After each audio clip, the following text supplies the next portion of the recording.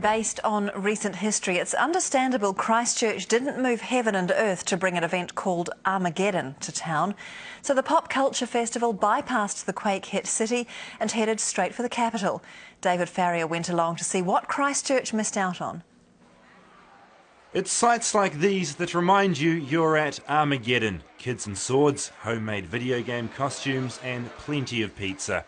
Then of course the celebs that everyone here knows and loves. I have to say, fans are fans. The mere fact of being a fan, whether you're a New Zealander or from Bangladesh or Umpopo, the mere fact of celebrating the enjoyment of a programme unites fandom. Around 10,000 fans came through today, so many the doors had to be closed for an hour during the afternoon.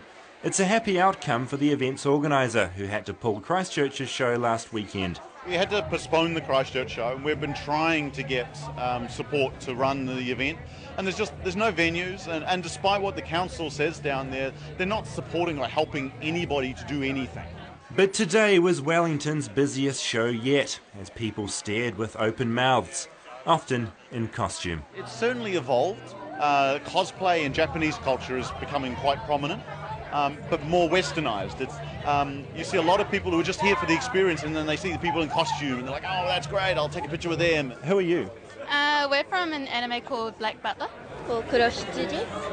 And how has this year's Armageddon been? It's pretty cool. The number of cosplayers increases every year, so that's great. What character are you dressed as? Gumi Mashioshka version. What character are you dressed up as?